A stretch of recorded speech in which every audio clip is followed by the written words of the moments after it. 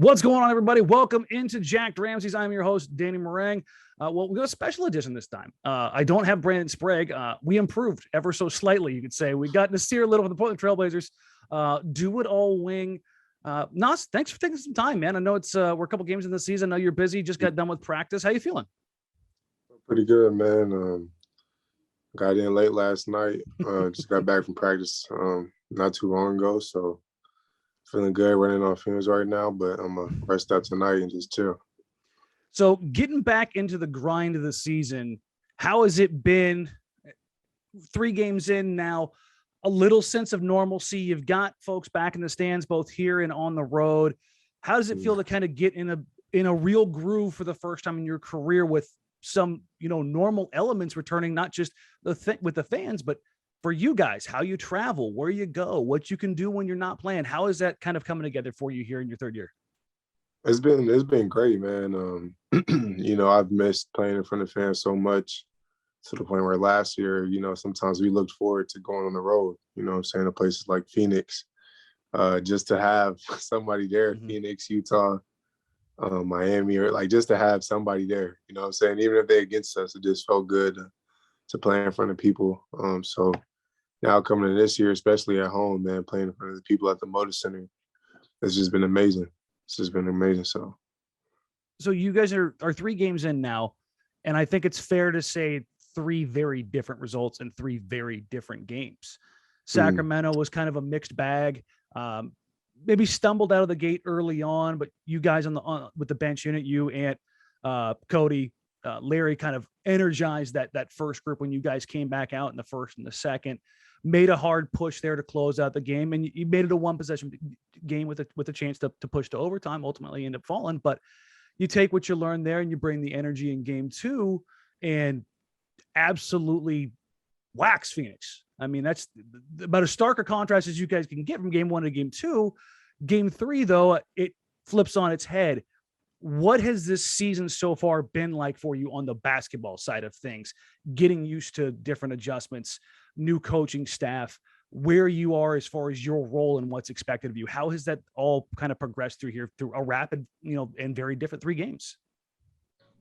I mean, it's been the same. I feel like, it's going to be little increments of improvement over time.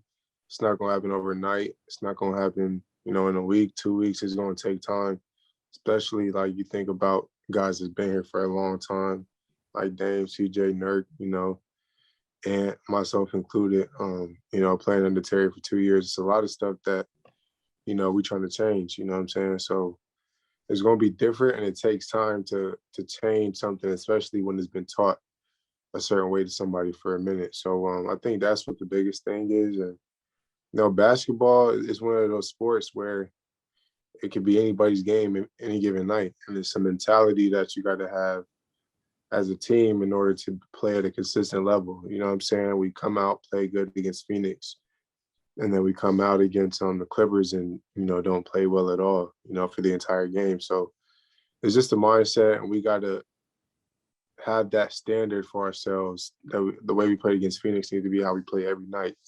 And I think last night we just didn't do that as a team. But for me, like, in regards to how it's been the same. Like, I just stay level-headed, never get too high, never get low. It is what it is. You take it and you just learn from it and move on.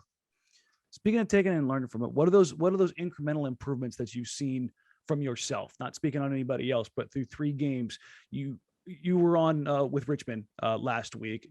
Shout out your fellow Tar Heel. But you said that after that first game, even though it was a loss for the team, when you went back and watched the tape, you said, "Hey, man, I felt like I did good," and you got the feedback that you did what was expected of you.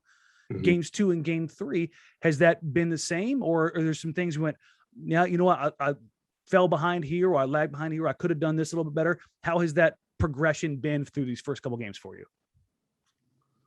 I mean, it's been the same. I think the first 3 games I've played well in each of them. Honestly, Clippers game, like I said last time, like, there's nobody's perfect. There's going to be lapses. There's going to be plays that get you. I mean, that's the game of basketball. You're going to get scored on. It is what it is.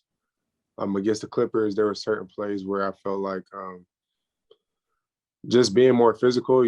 My challenge is, what I struggle with is because I'm so strong is learning how to use it. Like sometimes when I use my strength and aggression, like I'll be too aggressive and I'll foul or, try to push somebody a little bit and I'll mess around and push them a little bit too hard. So like, I'm just trying to figure out that balance of using my strength, but, not overdoing it to the point in which I'm, fouling. So, pretty much that's one thing I got to figure out. But against the Clippers, I think there's a couple possessions where like I was just cut off guard coming off the pin downs a few times. And not necessarily cut off guard, but I just got to get into their body a bit more. So, oh no, go ahead. But I mean, besides that, I felt like I played pretty well all 3 games. I was going to say this for a little bit later, but you brought up exactly one of the things that I was going to ask you about, the one play I was going to ask you about midway through the first quarter against the Clippers last night. You was side out of bounds and you had PG in the corner. And I wanted to ask you about navigating this play because of how differently you guys are playing defense now. You've got to come inside a little bit more. And I believe as the ball was passed in, you came to help maybe a step or two too soon, and PG came up off the pin down. It ultimately turned into a travel for Zoo, but it looked like like that split second, you're like, I took a step too far, too soon, too early, and I had to trail a little bit harder than I wanted to. Was that kind of how that play progressed for you?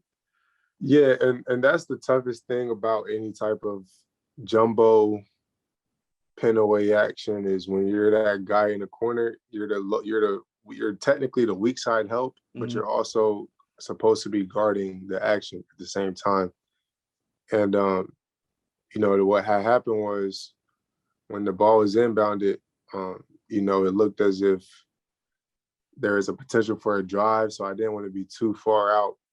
But at the same time, it's like you got to kind of try to navigate both. So I kind of stepped in, and then Paul George, he's a good player. He read it and just took off. So it's just being more aware. Like, if it's set up where, it's a staggered, double pin coming, just being to the body and then react if there is a drive or something like that.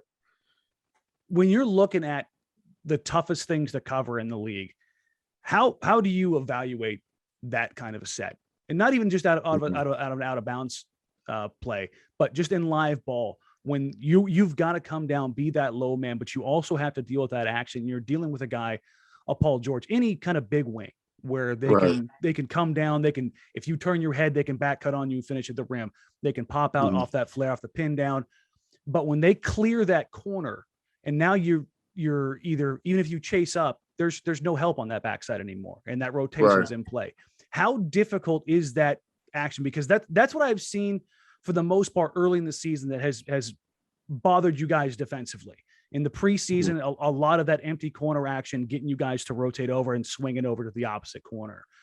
So, but on the ball side, where you found yourself in this particular possession, how difficult is that to guard night in, night out? Is it like ranking things as far as like both individually and team scheme?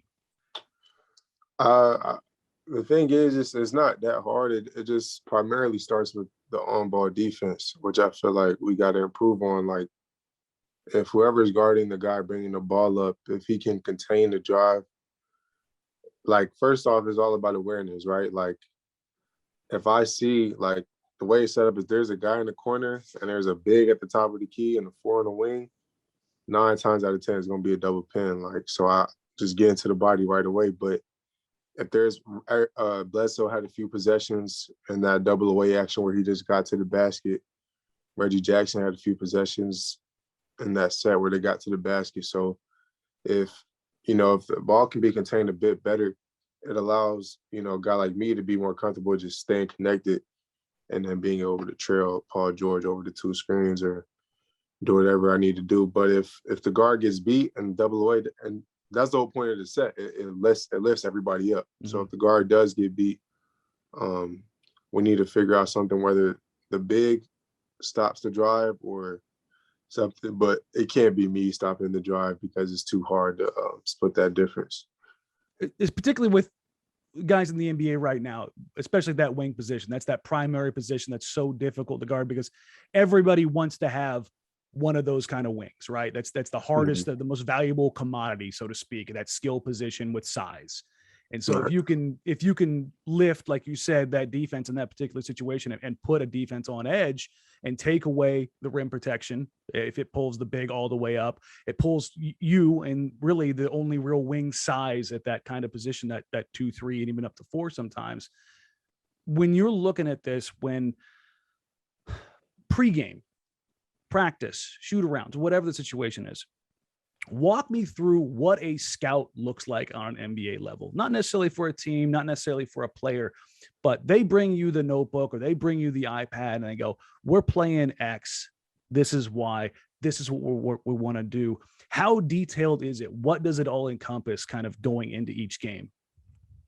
I mean, this is as detailed as it can. It shows you, obviously it's going to show you the statistics.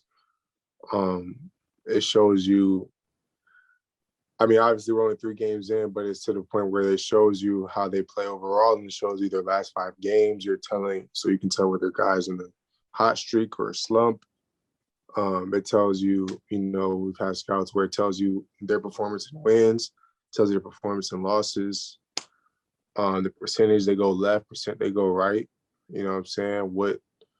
If they go right, do they like to pass? Or if they go right, they're going to shoot a step back. Or if they go right, they're going all to the rim or they're pulling the charges. So it lets you know their tendencies and what they tend to do, go in different directions. It lets you know if they're weak defenders, if they like one-on-one. It just lets you know literally everything about them. And, and when you're looking at it, you're internalizing it, but you still want to play basketball, if that makes sense, when you get into the game. You don't want to, if a guy likes to go left, you don't want to just let him go right entirely. You get what I'm saying?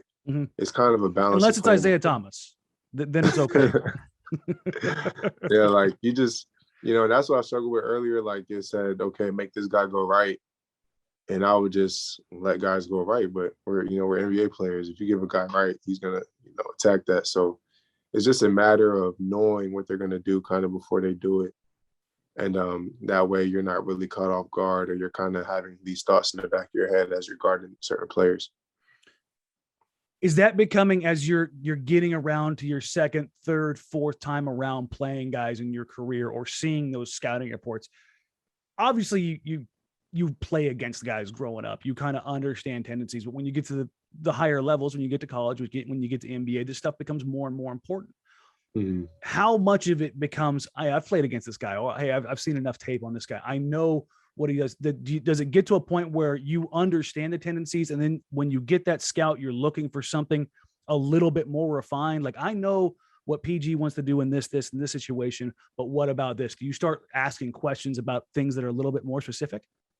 I mean, it's not really for me, because I watch basketball. So when I'm watching these games, you know what I'm saying? I'm not just watching as a fan anymore. What does that look like for you when you're watching another opponent? What is that when you're watching a team play? What are the things that you're looking for?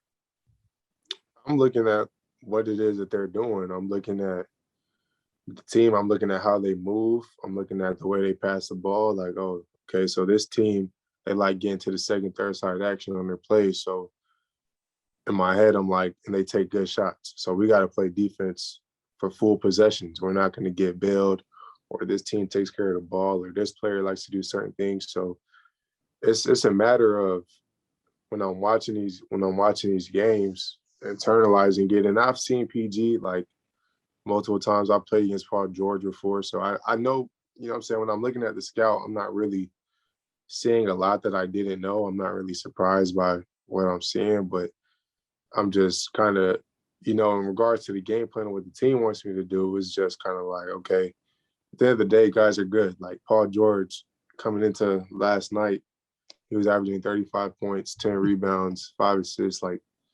So it's not a thing where it's all right, I'm going to shut Paul George down and he's going to have 0 tonight. You know what I'm saying? It's because the guys are good. You know what I'm saying? He's a go-to guy. He's talented. So it's just making it, as difficult as possible, or less efficient or taxing. So, and that's really all you can do. But yeah, that's really it. When you talk about, obviously going against Paul George, I mean, it's the NBA. Even the bad guys are good as far as, Mhm. the public sees them. All right. How hard is it for you to quantify, or is it hard for you to quantify a personal win in a possession, even when a guy hits one in your face? It's all about as a defender is taking the shot that you want the defender to make. I mean, the guy on offense to make. You know what I'm saying? Like for Paul George, he's virtually like you can't. He's the type of player. He's so skilled. You can't really stop him. He's going to get to his spots. He's respected by the referees in the league, which matters. Like they say. I remember in my rookie year, the refs were like, we don't show favoritism or whatever. And I don't think it's necessarily favoritism, but it is true that the guys that are well respected in the league, they know the tendencies of a player. You get what I'm saying? For So sure. if a guy goes to the basket and gets fouled, they're going to be more inclined to call it. Like last night, I got fouled crazy, and they don't know me. They're kind of like, oh, like we don't know what this guy is doing. He's probably just shooting up some BS, whatever. If he misses it badly, whatever, like nobody cares. I've got a clip of Reggie grabbing you from behind. So I know exactly what you're talking about. And then, you know what I'm saying? And then there's a clip where last night I'm guarding Reggie, and there's very, very, very marginal contact, and they call a foul. And because he missed it, they waited till he missed, and he's like, oh, it's like foul. Was that the hand down when you brought the hand down? My hand wasn't down. I just was like, he crossed, and I just like he shot it, and I turned around, and then they were like foul, and I was like, you know what I'm saying? And it's like I don't really, I ain't really gonna get too much in arms about that type of stuff. I get it. But yeah, like back to PG, like, he's a good player. I feel like if I can get him to take a mid-range shot, that's what I want. You know what I'm saying? It's a 2-pointer, it's not a 3, and it's not a layup. It's a snatch, step back, mid-range. That's the shot that I want him to take. And if he makes that, he make it. You know what I'm saying? It is what it is. But that's the shot that's like the shots that even across the league, you want guys to take, like low percentage mid-range jump shots. Did you come in with that mindset? Did you come in as a rookie, like understanding, like you're not going to win those battles against those guys night in, night out. You're not going to win those wars, I should say. You can win some battles, but like, have you gotten to the point? Was it like that for you day one, or did it take a little while? It took, I think my rookie year, I was giving people too much credit. I felt like almost virtually expecting to get scored on. You know what I'm saying? Like, considering myself as a rookie, although it was just kind of like, dang, I guess I'm supposed to lose this battle, or I'm supposed to get scored on but I had to shake that because I was feeding into it, and I felt like I was just overthinking it. Like, oh, this is James Harden. Oh no, like he gonna do a step back or something, like where I'm gonna get crossed, whatever the case may be. But it's just kind of like, and I remember before the game, reporter was asking me like if I was nervous or scared, and I was like, to guard Paul George, I was like, I'm saying it's basketball at the end of the day. You know what I'm saying? Guys are gonna go score, and if Paul George goes off tonight, it ain't the first time he's ever went off. You know what I'm saying? Like it He is what didn't it though. is. He didn't go off. Right. I mean, yeah, he didn't. You know what I'm saying? But if he were to, it's like, tip your hat. You know what I'm saying? And I feel like I've learned that more so from my teammates. Like I watch guys guard Dame, and you can't guard Dame. Like, you know what I'm saying? I watched him go for 60, and I can't, you know what I'm saying? Like, you can't really guard him. You know what I'm saying? And to the probably feeling bad for whoever has to check him. You know what I'm saying? I'm like, it's tough. Same with CJ. Like, they're so talented that you can't really stop them. It's to the point where like they're at the point in their careers where they're just missing or making. You know what I'm saying? If they're off, they're off. If they on, they on. It's not really much that, and you can make it harder. You know what I'm saying? I ain't gonna say you can't do anything, but you can make it harder. But in regards to completely shutting a guy down, is just not that likely in most circumstances, but you can make it as hard as possible. And that's just all you can do. So we're spending a lot of time on defense because I mean, honestly, that's been the theme of the season as far as the changes and then the more aggressive and your role through 3 games. Your 3 primary assignments have been very different.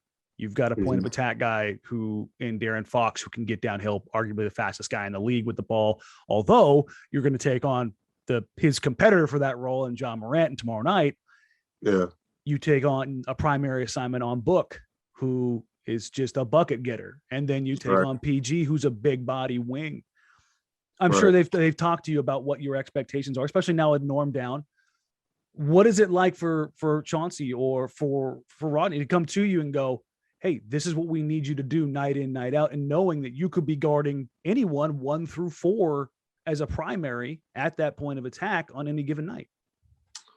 I mean, it's expected at this point. I mean, they watch film, and if you look at the past 3 games, the guys that I've been guarding, if you look at it, the nights that they had, they ain't have crazy nights. You know what I'm saying? You just writing that on the wall, just put little chalk marks. I mean, you just want to make it as hard as possible. Like, Paul George last night, I saw he was 6 for 16 or something like that. Like, I'm not saying that, I guarded him, I made him miss, but like, you just don't want it to be easy because Paul George is a guy that's liable to go for however much you want to go for on any given night. So you just they started taking things into that, like account, strength, physicality, size, athleticism. And they see me as that guy that has all those attributes. So it just makes more sense for me to kind of be on those guys that have the ball in their hands and try to bother them a little bit more and make it a little bit harder, just so they don't get it going, because these guys are, really talented. You said something the other day, again, I'm going to reference Richmond because Mike's really good at his job, and he asked you a question that got you to say, there's only so many superstars in the league. There's only so many Damian Lillard. There's only so many Paul George. There's only so many of those guys, and not everybody gets to be that guy. But as we've talked about it, in your defensive growth, and obviously you see that as a way to be impactful. But when you look at it, you look around and go, hey, I can get better at this. I can get really good at this. I've got, like you said, I've got the physicality. I've got the tools to be an all NBA guy, to be an all defensive kind of performer. Is that kind of, does your focus shift? Like, okay, this is my path to the floor right now. If I go do this and this, then I can do that, but also do the other stuff. But this is how I get out there. Yeah, I mean, it's just a matter of, like you said, just doing what is allowing me to stay on the court and doing what's allowing me to impact the game. And I feel like all that stuff just follows suit. Like, I don't think I have to actively think about being defensive player of the year or actively think about being all defensive team, as long as I'm doing what I'm supposed to be doing as a team and doing my part as a teammate. If that stuff, if that's how the cards fall, that's how they fall. But I don't think I'm the type of player where I'm like trying to like, let me get steals and let me do this so I can get these blocks and so my stats look good. I just don't play like that. So, I think for me, it's just being more physical and then turning it down as need be, as needed. You know what I'm saying? Like, I feel like, because we were in practice the other day and like we were doing something and they're like, yo, just push him a little bit. And I pushed him a little bit. I thought I pushed him a little bit and he didn't literally go flying, but he, you could tell I pushed him and I felt like I barely touched him. You know what I'm saying? So I was like, okay. They blowing whistles on you?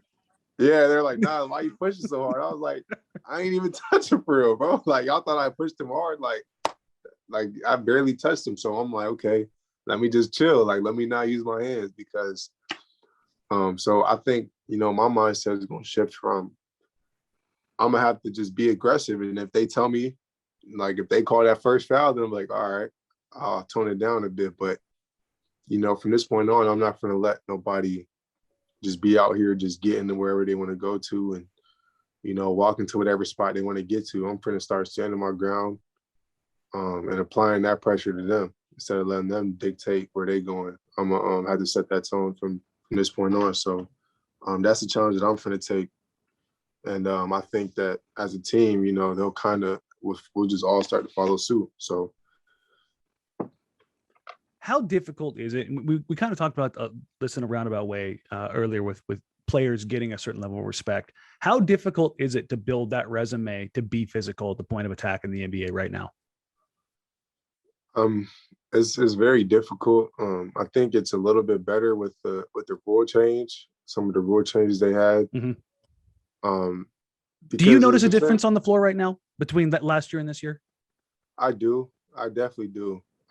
You know, especially like on the pump fake and lean in thing. Mm-hmm. Last night I got called for a foul on 3. And when I watched the clip, like he tripped me. Like I'm watching the film and I'm seeing like I lunge, but I'm going, you know, he's shooting and I'm going straight. And you know, he sticks his foot out and they call that foul, which is, refs are human as well. Like we ain't perfect. Nobody's perfect. But after I see the clip, I'm like, you know, that's a 50-50 call. That to me, that's offensive, but you know, probably in real time, the way the game was going, you know, they whooping us at this time. So they're like, okay, that's a 4-point play. So it is what it is. But I feel like it just allows you to play, like it gives the defender at least some kind of way to guard you. Because I don't know if you remember the clip, but in the preseason, Steph, you know, did the step back and then the thing in the about corner, that, right?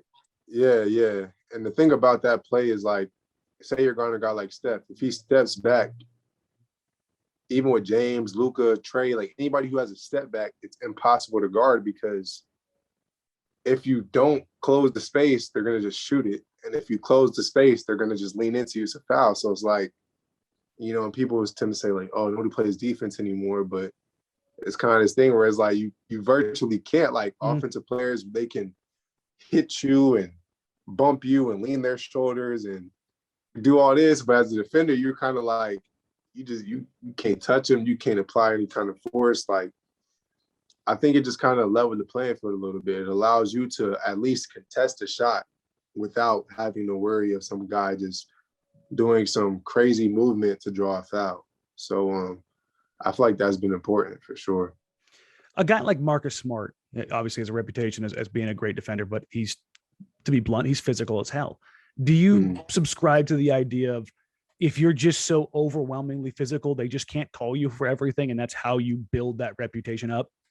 I agree. Like, I feel like if you just, and like I said, like if I just set that tone, like this is how he plays, then like you said, they're not going to call every little, you know, if every little bump and nudge.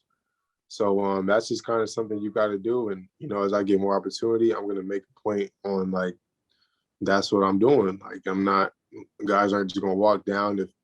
If a guy's driving and he bumps off path, like my resume and my reputation is going to be like, that's marginal, but Nas is a strong guy. So we're not going to call that. Like, you know what I'm saying? Like, I kind of want that to be the vibe that they get off me when I'm guarding guys. That's just your presence, not necessarily you taking an advantage play, so to speak. Exactly. Switching from defense, look towards offense, and what was a better game, I think, for everybody against Phoenix. Shot clock's winding down. I think it was Dame. It might not have been Dame. I'm trying to remember exactly.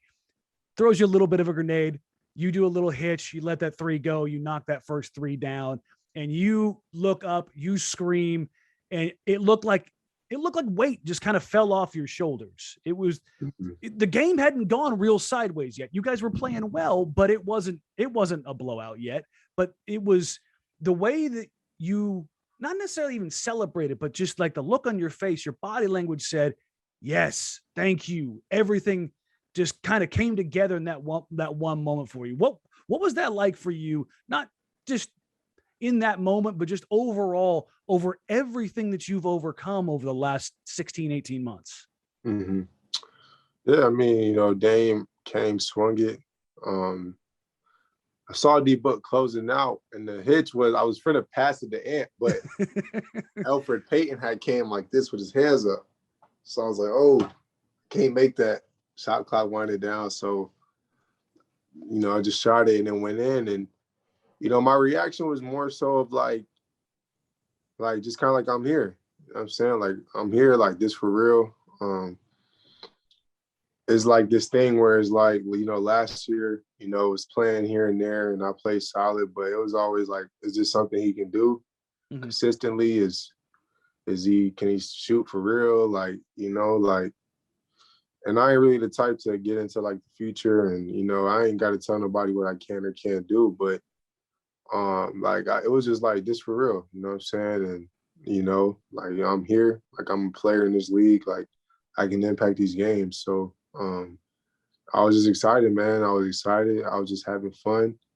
I'm just letting loose, man. And I think that's gonna allow me to be the best version of myself, and I'm just having fun. You know what I'm saying? Like, back, everybody's good in high school, but when I was in high school, I was just playing, bro. I wasn't thinking about nothing. Like, I was just hooping. I was shooting it if I was open. I was dunking. I was turning up, screaming, whatever I wanted to do. And that's when you play your best brand of basketball. And that's kind of when I wanted to get back to. And that moment was just it all coming full circle for me. Did you expect that moment to hit you the way it did? Because it looked like it went from, I got to let this shot go because the shot clock's winding down. You hit it, and it just looked like a switch just all of a sudden just flipped. Was that building up for a while, and that just it happened to be that one moment? Because I don't think anybody ever sees that moment come at any point in life for themselves, whether it's as being having a kid and a family, or in their careers. There we go, careers.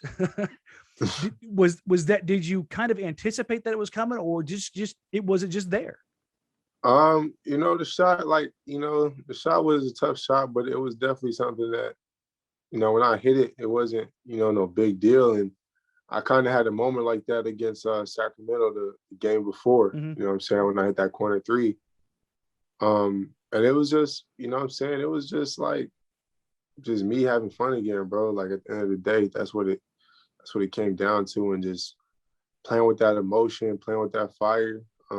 It's a long season, and you need, I think sometimes guys need to see that, what I'm saying, from somebody. Because, you see what people say, like, one of our downfalls, sometimes they think we lack energy, as a team. Like, on the court, we just kind of look like we just going through the motions or whatever. And, one of the coaches even today challenged me, like, I feel like I can raise the entire team's level if I set that tone. And that's kind of what I try to do.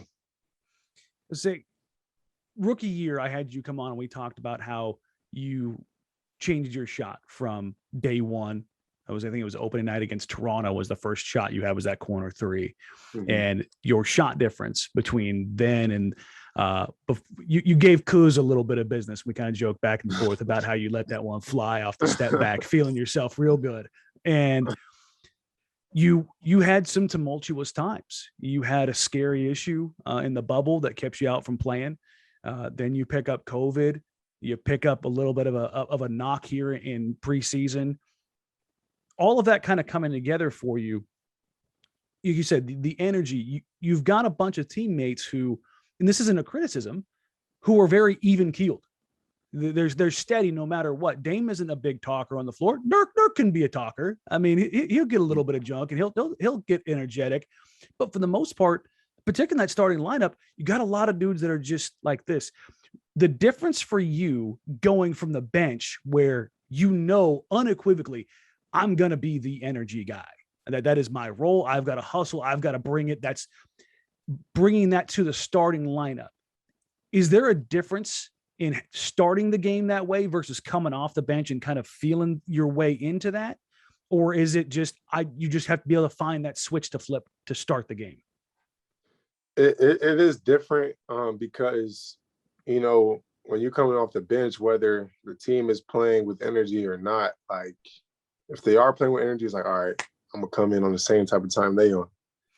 And if they're not, you're seeing what they're doing and you're like, all right, I'm not going to do that. I'm going to go harder. You get what I'm saying? So regardless, like, you're getting to assess the flow of the game.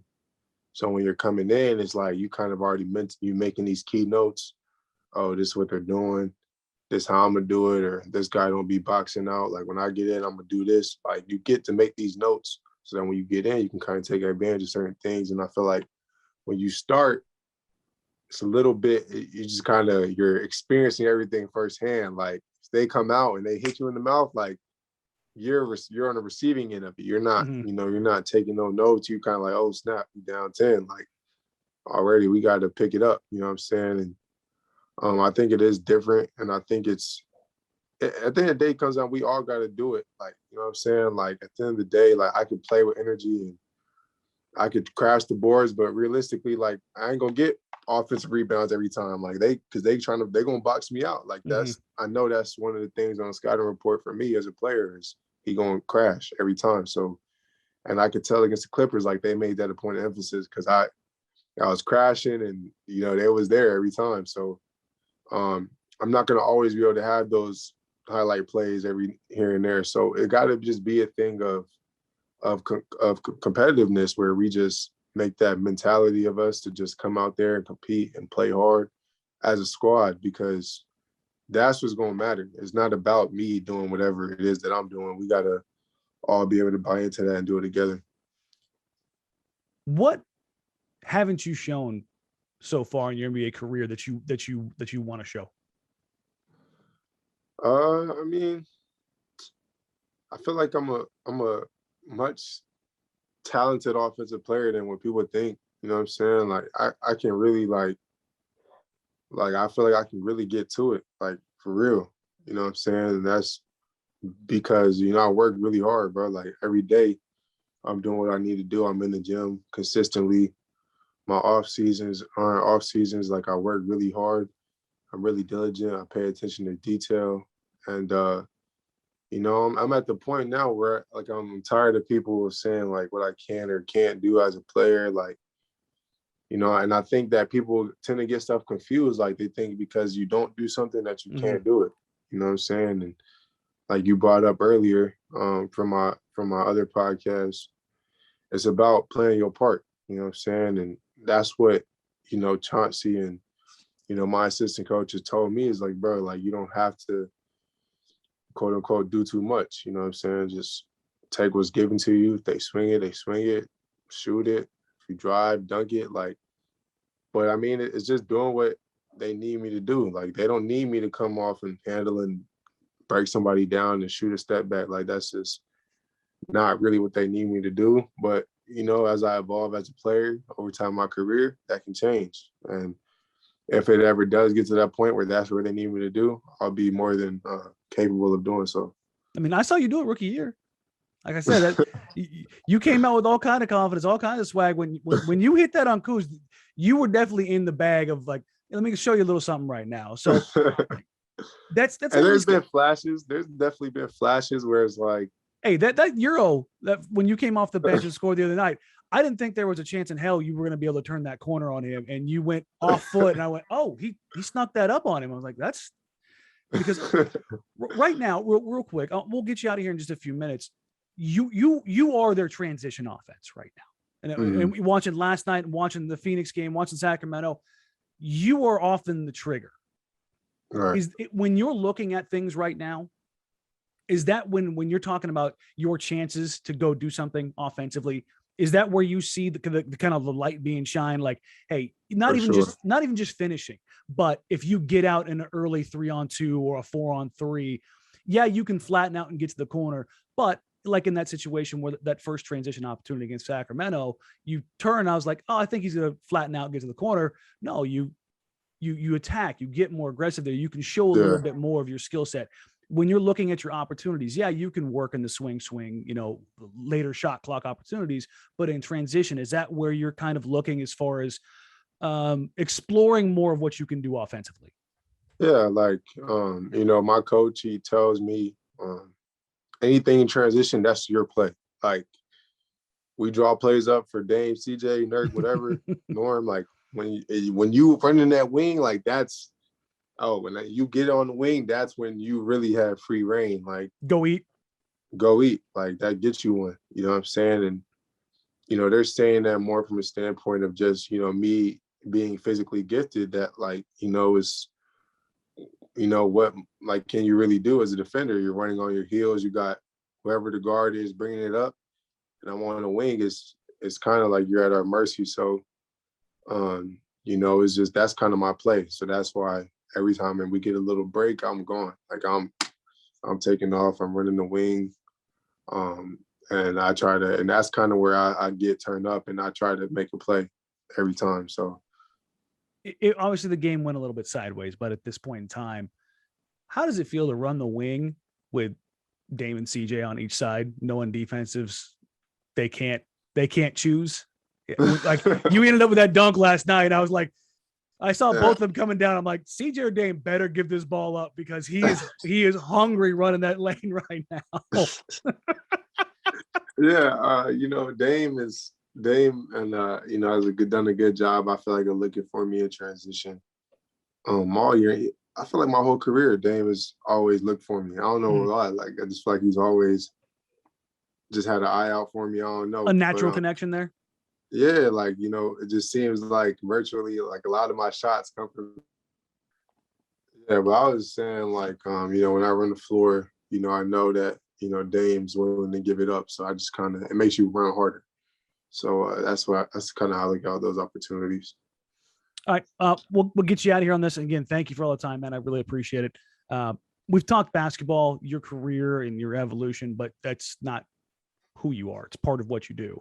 And in that same vein, you've got the Nassir Little Youth Foundation. What do you got going on with that, man? That's been amazing, man. Last year, we held the camp. Well, this past summer, had my first camp, and it was amazing. We had a lot of kids come out. Kids enjoyed themselves. Felt super good to get back to the community like that, for them to see my face, for them to understand that a kid that was just living in their city locally achieved his dream of playing pro sports. On top of that, we've done a great job. We've had some people be generous giving donations, which help us fund for our Make-A-Wish Foundation, where we just kind of give back to the kids, and Hold On to Your Dreams grants, where we help kids get anything they want for the extracurricular interests, whether it's sports, whether it's visual arts, music, art itself, what I'm saying, from buying kids instruments to laptops for, the graphic design, whatever the case may be, man, just helping these kids peek into these interests that are so important for us to have, man. So it's been great so far, man. We've already changed, a good number of lives. So I just look forward to keep that going. Well, hey, man, I appreciate you, and I love what you're doing off the floor. I love what you're doing on the floor, too. I mean, I've been following you, obviously, since, your rookie year we had you come in. I do have to ask you this. Alex doesn't know I'm going to ask you, but I'm going to. Do you still have the Beanie Baby she gave you? I still do have the Beanie Baby. I still do. It is downstairs, like on my little shelf, and it's just still in the box. Still there, still pushing strong, man. Very clean condition. Perfect. Because you had the best answer when she gave that to you. I didn't know she was going to do that, which really makes for great live TV, by the way. You said, how did you know this is exactly what I wanted? And it was so perfect that it was one of those things where I was like, that could have gone really bad. Hey, but I still got it, man. So you guys know I wasn't put on the front. Hey, man, still posted up. Always real, man. Nazi, I appreciate you. Good luck, not only tomorrow, the rest of the season. Really looking forward to seeing what you can do, man. If you want to, guys, follow him on social media at 2EasyNazi. Obviously, you can watch him every Trailblazers game. Nassir Little joining us. And again, thank you so much, man. I really appreciate you. Good luck. Stay healthy. And hopefully we can catch up with you soon around the All-Star break again, okay? Sure, man. Appreciate it. Take care, man.